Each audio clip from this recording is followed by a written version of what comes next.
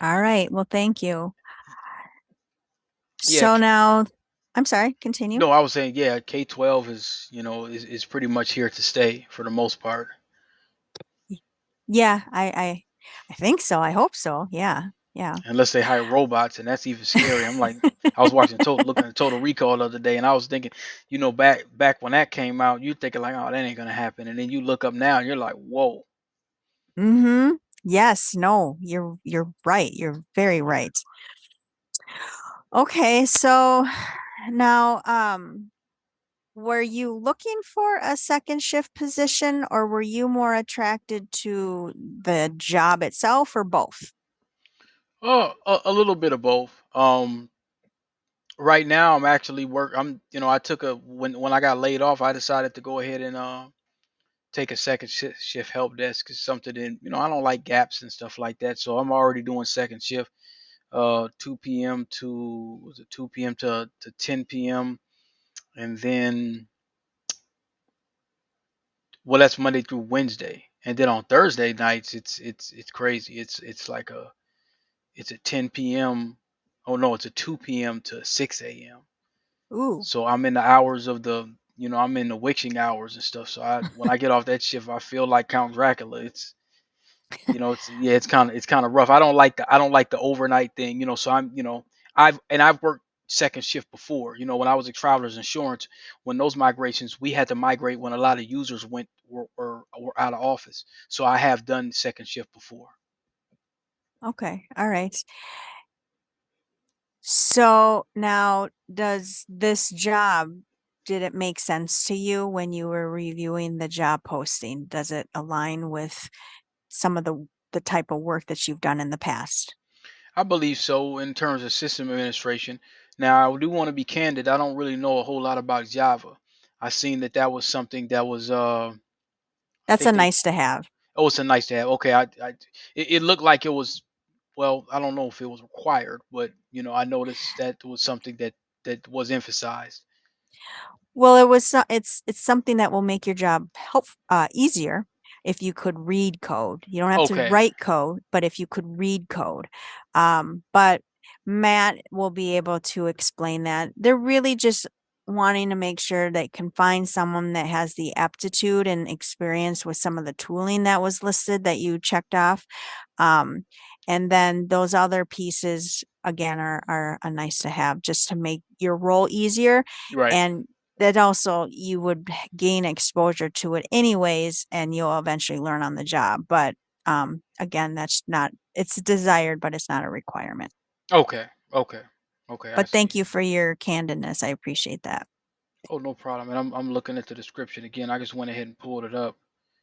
Now, Tomcat, that sounds like PKI infrastructure, certificates. Yeah, that's something. Hold on one sec.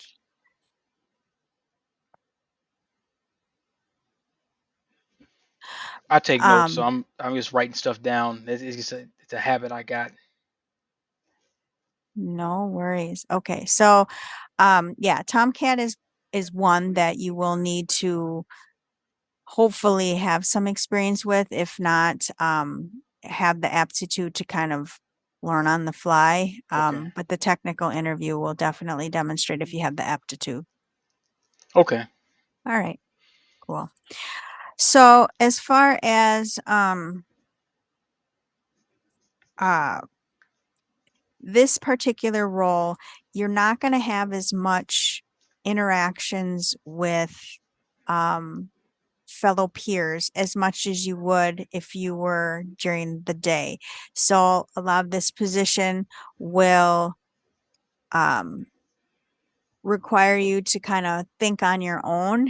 There would be Ben, who you'll be talking to next session as a resource, but you're not going to have as many individuals. So if he's consumed with something else, sometimes you're going to have to be able to kind of troubleshoot, do some research, and think on the fly.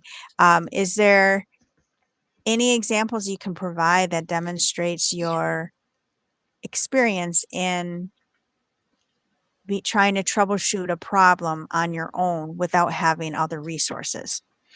Well, I could give an example on when I was a technical instructor. Um, I instructed well over 200 plus people on, some people not having any technical experience whatsoever. And in that regard, a lot of times when I had to ask when I was asked certain questions, I had to refer to Google a lot. I really didn't have a knowledge base. That was something I had to create on my own. I'm nowhere near a network engineering kind of person, but I could understand the basic concepts and be able to explain those in analogies. A lot of times, I would typically use movies and freeways and things and bridges and things of that nature to be able to explain those. So when it came to leaning on other sources of knowledge, um, a lot of times I would liken that information to the internet. Okay, okay. So Google is your friend then. Oh, it's my big friend because when I first came into the game, Google. I come from the Netscape Navigator days, so a lot of people forget where we really didn't have YouTube and those resources. A lot of stuff we had to pretty much really get it out of the mud, and I had to actually take things apart, and I had to read books, and there was a little bit of information on Yahoo, but Google was not. I don't even think I said the word Google until maybe 2008 and no, now I don't even know then. I might not even really been using it then, but I was always a Yahoo baby, and so I had to actually crack open a lot of these books and find out just the rudimentary stuff about hardware and software, and it was more such of a trial and error thing. Do you guys have a knowledge base that people can refer to? We do have a knowledge base. Yes. And Yes. with is this more regarded into the back end of Infinite Campus and knowing a lot of those conceptual counterparts, or would it be more supporting Infinite Campus um, It's from the supporting front? the servers. It's supporting the servers. Okay, just the servers. Okay, all Yep. right, Yep. all right, Yeah. okay, And so, and there is some overlap in supporting and collaborating with development because obviously development is going to push their releases and then development partners with managed services and they have sprints, and so I think the sprints are like every 3 or 4 weeks, and so when something is released, then that impacts the system administrators, or we call them managed services, formerly known as hosting.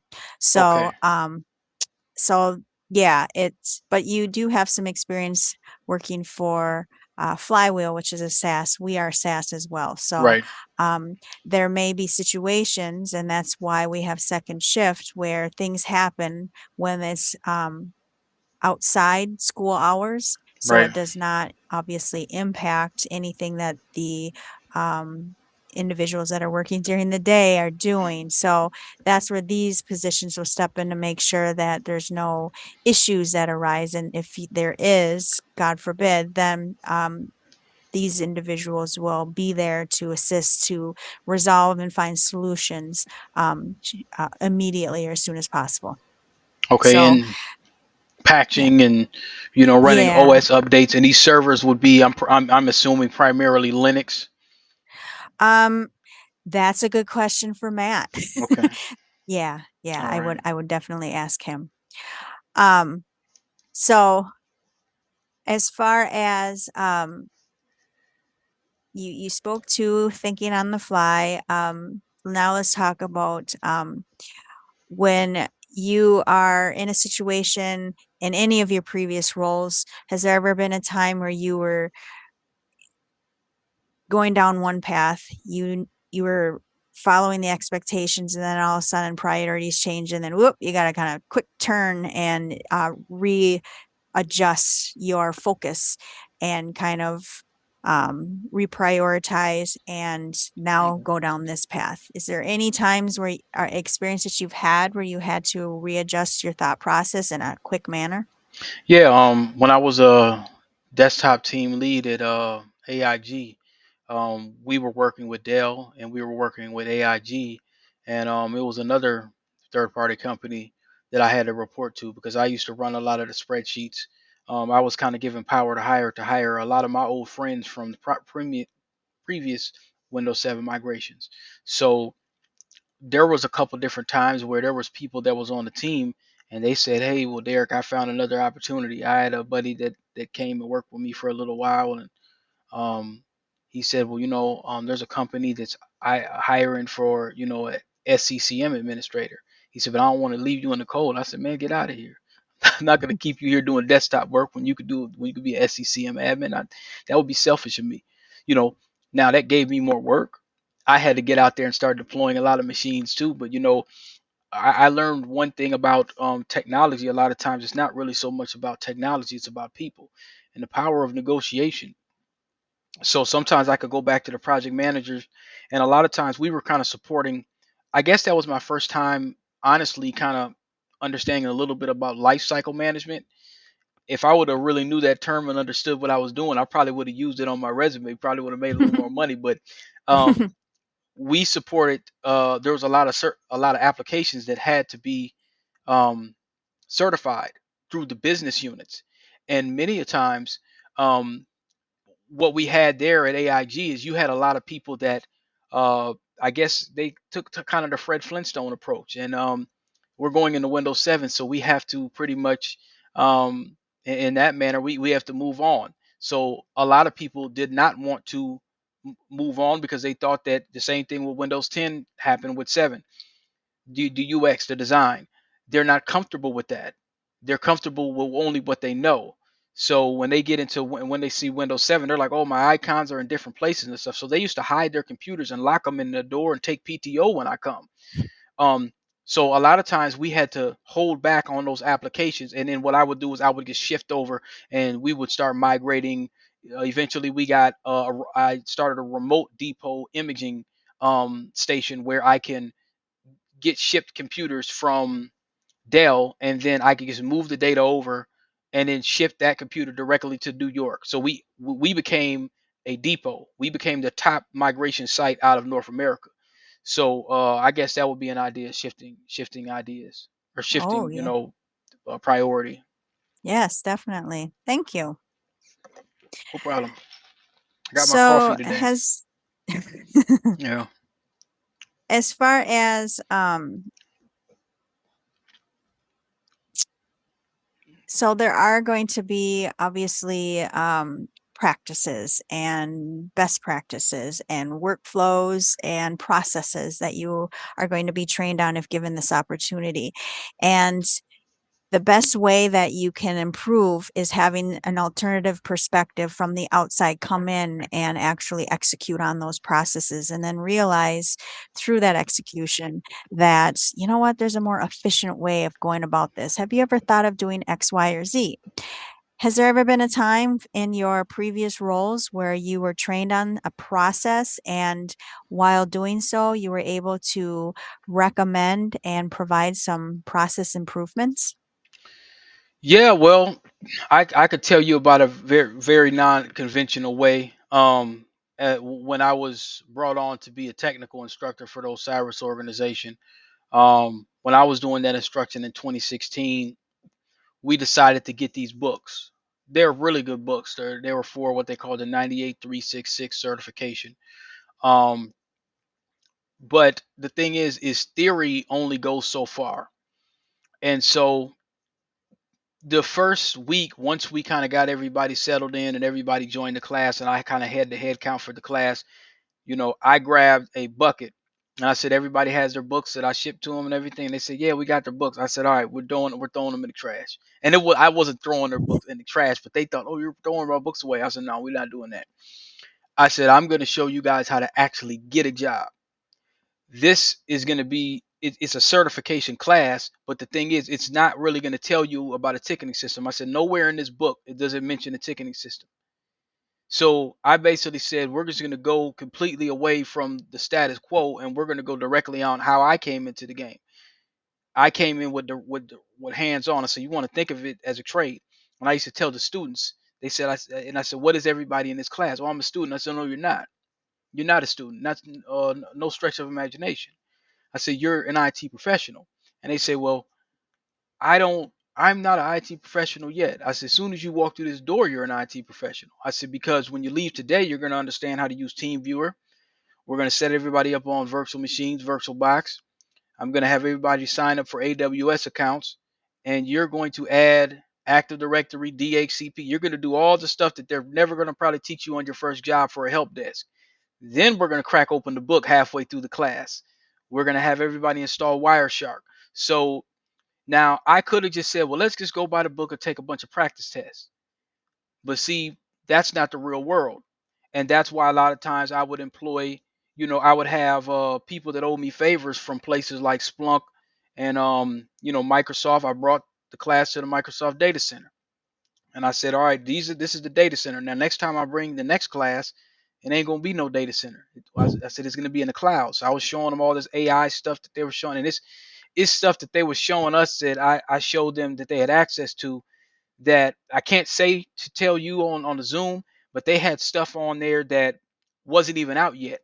And so I said, well, this is what they're getting ready to do with AI. So they were getting ready to kind of see that, the book is behind the curve. The future is ahead of you, and so you kind of want to be ahead of the curve. So I wasn't doing like what a lot of these other training places were doing, where they say, well, hey, well, let's just look at the book and look at videos. We ain't doing none of that. We're going to go straight in hands on, and we're going to go completely against what the typical thing is. So when I brought in I called up Robert Half of Tech Systems and a lot of these firms, and I said, all right, let's have a bidding war. Everybody put on your best Sunday's best.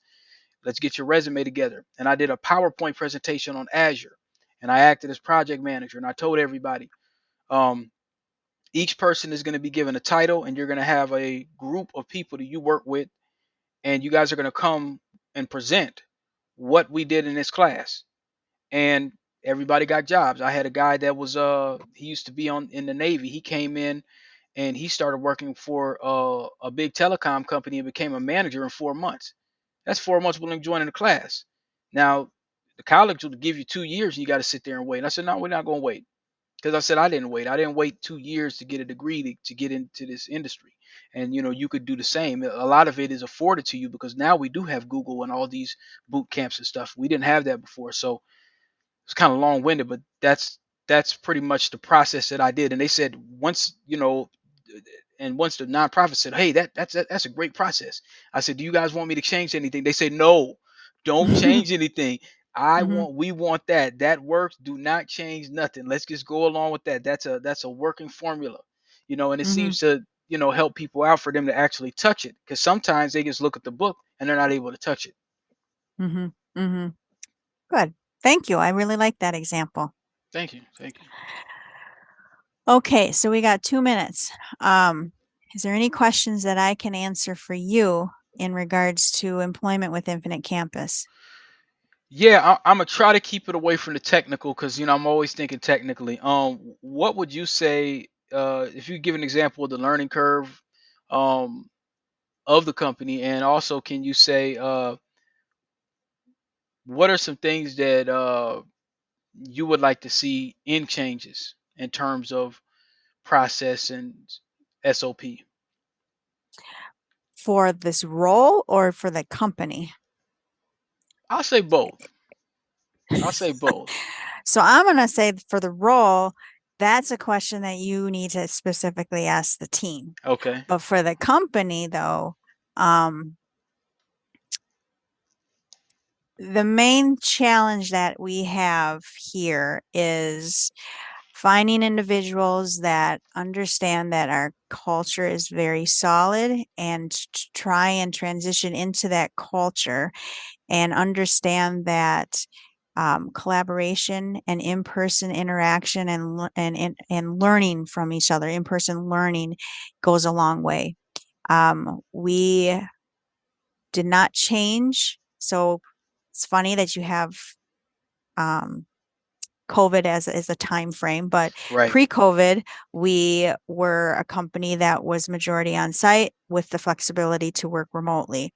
And then post-COVID, we enacted the same culture. And that was a huge shift for people after we were all remote for like 2 years. Yeah. So trying to return back to that and understand that that in person working and interacting with other individuals, it goes a long way. Okay, so So so you would say that the culture is a very collaborative culture and an open-minded culture. I would say so, yes. Okay. And obviously, Kim and Ben and Matt can speak more to that when it comes specific to the team. Okay. Okay, Yeah, absolutely. yeah. All right. Any other questions that I can answer before passing you off? I I can't think of any. I can't think of Okay. any. All right. Well, and if you have any more, you can obviously ask them. And if it's anything specific to